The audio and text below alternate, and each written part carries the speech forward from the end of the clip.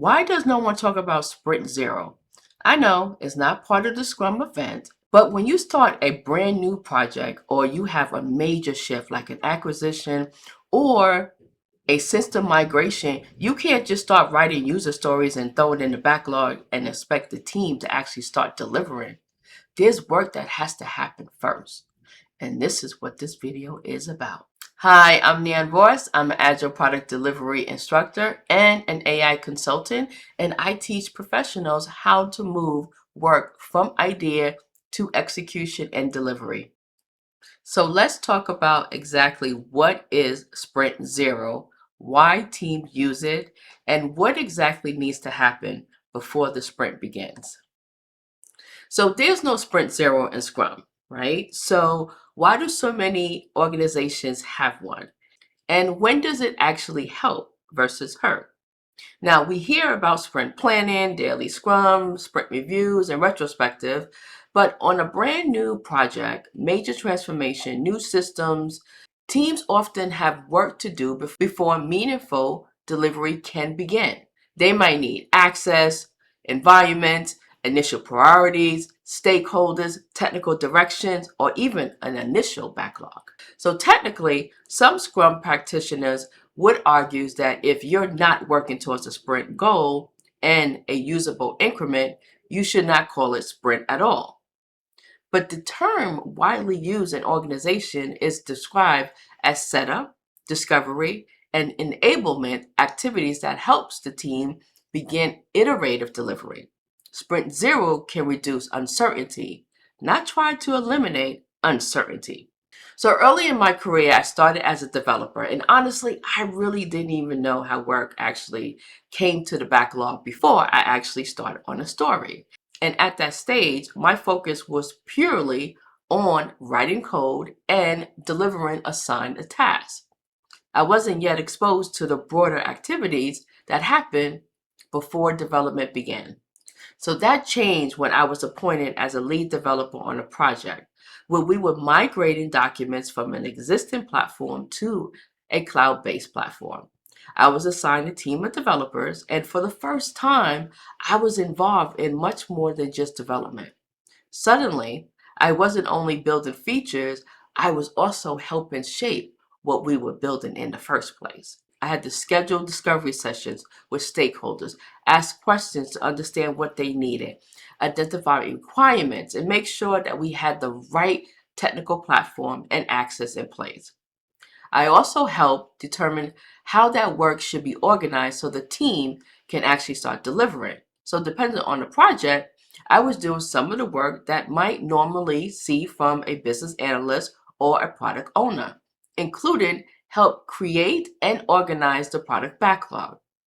And because we didn't have a designated QA team on this particular project, I was also involved in creating test scripts, validating the work, and performing part of the QA process myself. And at times, I was still doing development work too. So looking back, I didn't know that it was called Sprint Zero. But the process was very similar to what many organizations describe as Sprint Zero today. Discovery, technical enablement, stakeholders alignment, initial backlog creation, and getting the team prepared enough to begin delivering. And at the time, it just felt like getting the project done. Only later did I realize that there was a name that people often use of this type of work. It's just they wasn't using that name when I was there. And that wasn't the only time that I experienced it. Whenever I was involved in a brand new project, new product, or a major shift, there was usually some form of preparation happening before the team really moved forward. And that's why I want to talk to you about Sprint Zero from both perspectives today. What the Agile and Scrum guidance say, how it compares to more traditional upfront planning approaches, and what this is actually looks like, and what this actually looks like in the real world delivery environment. Sprint Zero is an informal term that some organizations use for a short period of stand up, discovery, and enablement around or before the beginning of a regular iterative delivery. The purpose is not getting everything figured out before development starts. The purpose is do enough preparation to start. Examples of possible start of work could be understanding the problem, identifying key users and stakeholders, establishing initial product boundaries and priorities, creating an initial backlog, resolving major blockers, getting basic environment or access available, even training on particular software platforms. These environments do not suddenly stop when Sprint 1 starts. Discovery, architect, backlog refinement, technical enablement, stakeholders learning, and adaptation actually continues throughout the delivery. So for a brand new product, the team might be starting with nothing more than a business problem or idea. Major product shift. The organization may be replacing a legacy system, enter a new market, or significantly changing an existing product. Another example is new agile team. Teams may need working agreement, access, toolings, or orientation. Then we have enterprise, governments, or regulated environment. There may be securities, compliance, procurement, infrastructure, vendors, or even data access realities. Real world product delivery does not always start with everyone sitting at the laptop on Monday morning ready to code. What might happen during Sprint Zero breaks down into 4 areas: initial product delivery, an initial backlog, technical enablement, and an initial team agreement. What problem are we solving? Who experienced the problem? Why does it matter? And what outcome are we trying to create? And who are the stakeholders? And depending on the organization and the problem, teams may use tools such as product vision, project charters, business requirements, current state workflow, future state workflow, or even stakeholder analysis. Now, these are not required Scrum artifacts. Different organizations will use different tools depending on the problem, industry, and governance environment. The team might identify epics, features, initial user stories, acceptance criteria, risk, and dependency. The goal is not to build the entire backlog. We want enough prioritized work to begin meaningful delivery and learning. The backlog should continue evolving throughout the product lifecycle. Under technical enablement, there's repository access, there's development environment, there's test environment, there's API access, there's database access, security permissions, initial architect discussion, CI/CD basics. Architecture should provide enough technical direction to begin. The architecture itself may continue evolving as the team learns. Under the initial team agreement, there's roles and responsibility, such as communication expectation, collaboration tools, initial workflows, definition of done, Scrum events. Some teams use a definition of ready or another readiness type of agreement. That can be useful, but the definition of ready is an optional team practice. It is not a requirement of Scrum. Let's replace a hard readiness gate with this question. Do we have enough clarity, access, and directions to begin meaningful delivery and learning? You do not need perfect requirements. Every environment is completely optimized. You do not need any unknown answers. You need enough that the team can start learning by delivering. Discovery, requirement, design, environment setup, everything approved, final development. This is not really the intent. We have simply created a waterfall requirement and design phase, and then we just rename it Sprint Zero. That's not how it works. Here's an example.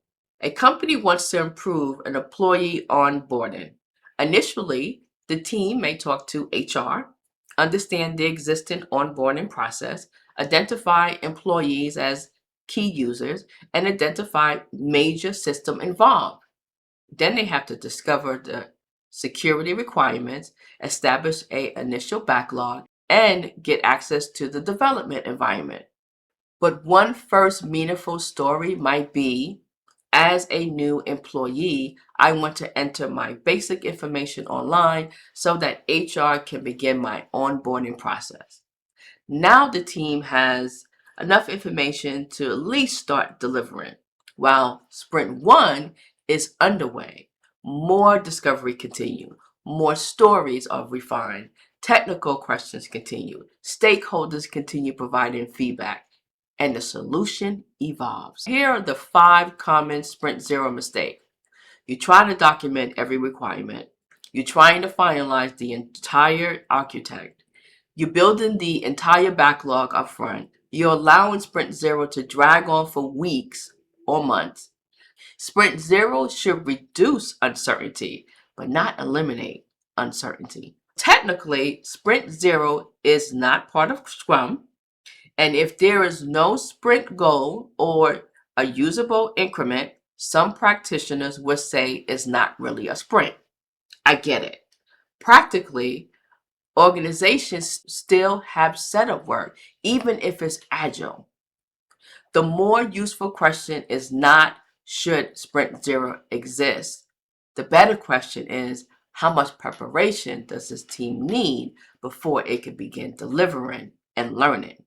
So here are the 3 questions to ask before we actually start. What problem are we trying to solve? Who are we solving it for? And why does it matter? Do we have enough clarity and capability to begin delivering and learning? So that's really the purpose behind what organizations call Sprint Zero.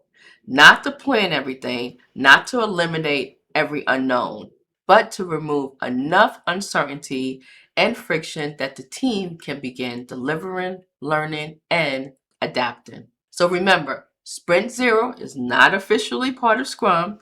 It is an informal industry term, and whether your organization call it Sprint Zero, Discovery, Inception, Kickoff, or something else, the principle remains the same.